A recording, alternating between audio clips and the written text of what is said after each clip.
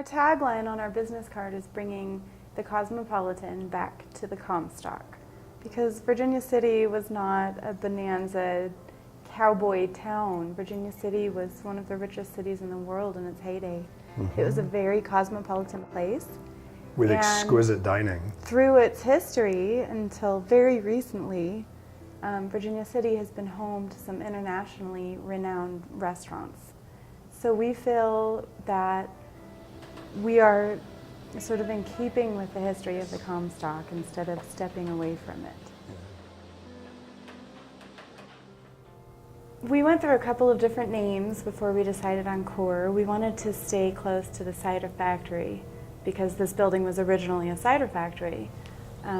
So we played with a couple of different names, but we decided on Core because Core it's a fundamental term. It means basic, the fundamentals of life. And food is a fundamental of life, but food doesn't have to be boring. It can be exciting, it can be an experience, and Richard's food is definitely an experience. One of the things that we have in menu history, we have these classic dishes. You know, your steak béarnaise, your duck à l'orange. These are dishes that people have cooked for centuries.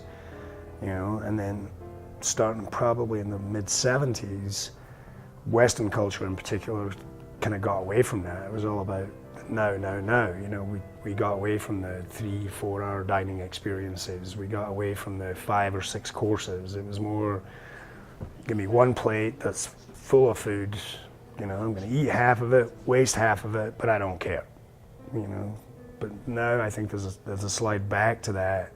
There's a traditionality. There's a reason why these recipes exist and have existed for hundreds of years. There's a reason why, you know, farm to table is an important movement in foods on the west coast of the States. It's a fundamental aspect of human history. Food that grows together, cooks together. It really does. You know, the regional food exists for a reason, because those plants and those spices and those herbs all grew up within a certain area for various reasons, be it topography, soil acidity, or altitude. But you know, you can point to a very definite, we have a French cuisine, there's a German cuisine, there's an Italian cuisine. Those exist for a very specific reason, because people ate the things that they grew within a specific area where they lived. We're getting back to that. And that's what we try to represent as a business.